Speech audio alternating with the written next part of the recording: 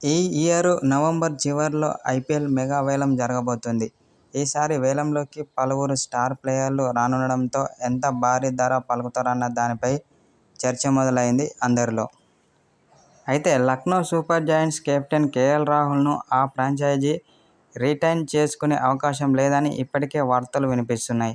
గత సీజన్లో సన్రైజర్స్తో జరిగిన మ్యాచ్ సందర్భంగా లక్నో ఓనర్ సంజీవ్ గోయంకా అందరి ముందే రాహుల్పై ఆగ్రహం వ్యక్తం చేయడం వైరల్గా మారింది. అయితే ఆ తర్వాత నుంచి లక్నో ఫ్రాంచైజీతో రాహుల్ సంబంధాలు దెబ్బతిన్నాయని తెలుస్తోంది. లక్నో జట్టులో కొనసాగేందుకు కేఎల్ రాహుల్ కూడా సిద్ధంగా లేడని తేలిపోవడంతో వేలంలో అతన్ని దక్కించుకునేందుకు పలు ఫ్రాంచైజీలు ఆసక్తిగా కనబరుస్తున్నాయి.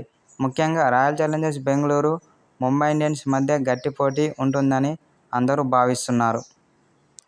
అయితే కేఎల్ రాహుల్ అటు బ్యాటర్గా, అటు కెప్టెన్గా జట్టుకు ఉపయోగపడే రాహుల్ కోసం ఈ రెండు ఫ్రాంచైజీలు భారీగా వెచ్చించేందుకు సిద్ధంగా ఉన్నట్లు తెలుస్తోంది.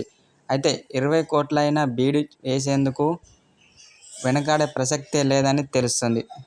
అయితే ప్రస్తుతం కెప్టెన్గా ఉన్న డూప్లెసిస్ను ఆర్సీబీ వదిలేయడం ఖాయమని తెలుస్తోంది. అతని స్థానంలో కేఎల్ రాహుల్కే పగ్గాలు అప్పగించాలని భావిస్తోంది. మరోవైపు మాజీ కెప్టెన్ రోహిత్ శర్మ ముంబై జట్టును కూడా వీడుతున్నారని తెలుస్తోంది.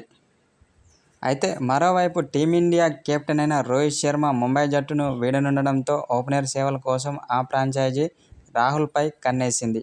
అయితే 2022 వేలంలో కేఎల్ రాహుల్ 17 కోట్లు పలికాడు.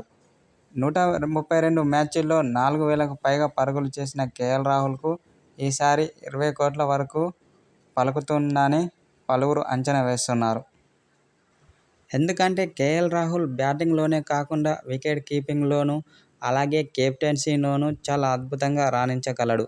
కాబట్టి ఈసారి కేఎల్ రాహుల్ను 20 కోట్లకు కొనుగోలు చేయాలని చూస్తున్నారు.